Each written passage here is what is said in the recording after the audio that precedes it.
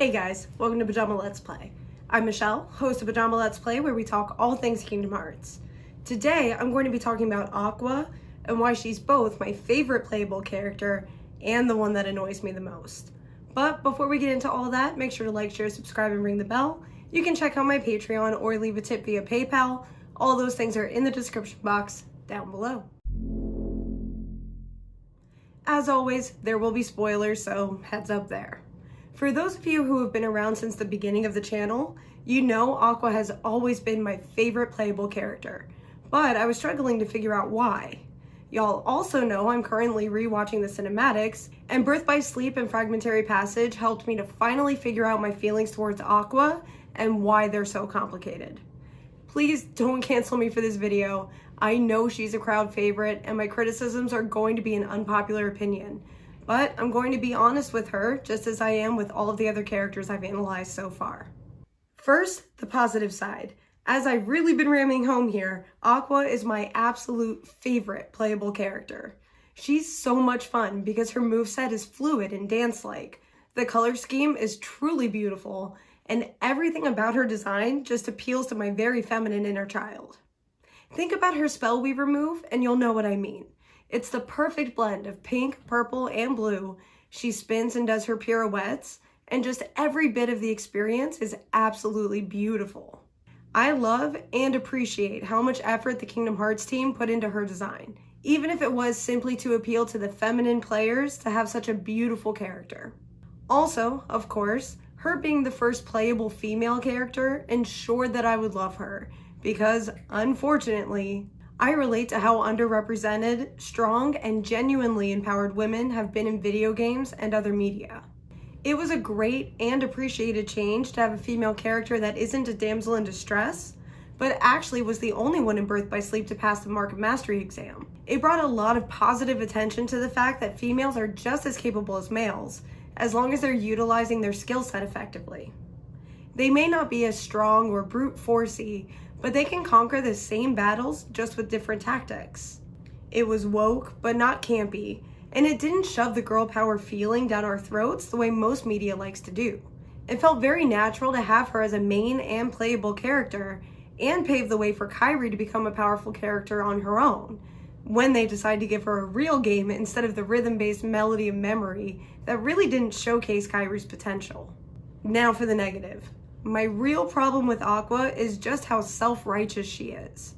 She goes through the entirety of Birth by Sleep feeling morally superior to everyone else, and then even points that out.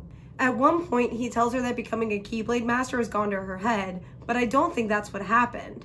She clearly knew that Terra had darkness in his heart because she seemed completely unsurprised when Terra failed the Mark of Mastery exam. Though she does also see his potential to be a Keyblade Master, as is evident when she tells Ericus she will return with Terra and that he will see that Terra has what it takes. I'm not sure if her tone was meant to be bitter, but it came across to me as if she thinks she knows better than Ericus, which seems a little arrogant. Regardless of the validity of her opinions on Terra, she just assumed that Ericus simply doesn't see what she does, which to me says that she feels she has a superior judgment of a person's character. To be clear, I do agree with her that Terra is just as capable as Riku of mastering his own darkness and using it to become a force to be reckoned with. But the whole point of the exam was to reveal their inner nature so Ericus could make a judgment call on who displayed the Mark of Mastery.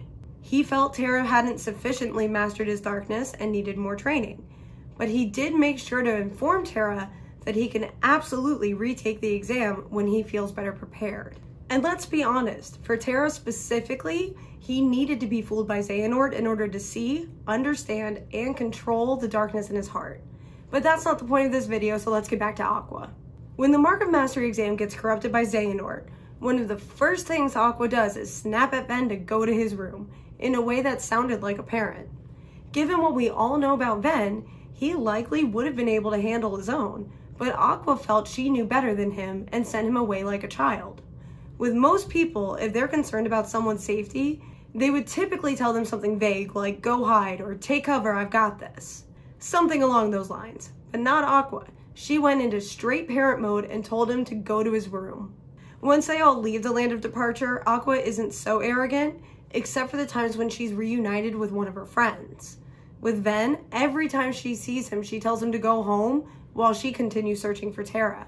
Yet every time she sees Terra, she's questioning his choices without hearing his side of it. For example, when they all meet up in Radiant Garden, Terra tries to tell her about what's been happening and why his plan is changing, but she responds with, "That's not what the Master told you to do."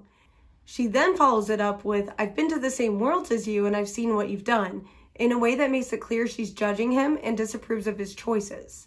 She doesn't even give him a chance to explain it, she just judged it based on her own limited experience. Naturally, they went their separate ways because no one is communicating well at this point, and they just made each other angrier. Later on, they meet up at the Keyblade graveyard and she finally allows Terra to explain why he aided in taking down Ericus, and how he's understanding his darkness and that he's made some poor decisions. And her response was, "You'll go astray again? And how does that honor our master's memory?" As if he's not self-aware and currently admitting his own faults. A real friend would do their best to help, not respond with judgment and stating he will continue to fail with such certainty. She clearly doesn't trust him to fix anything, but instead tells him he will fall again, which is ironic because she also falls to darkness due to her own choices. She seems to expect perfection from Terra without realizing she, herself, is equally flawed. She clearly feels that she is superior, and becoming a Keyblade Master inflated her ego further. Again, I don't think that was a major influence in her self-righteousness, but that she was already like that and passing the Mark of Mastery exam only exacerbated it. There are plenty more examples in Birth by Sleep, but I think I've made my point here.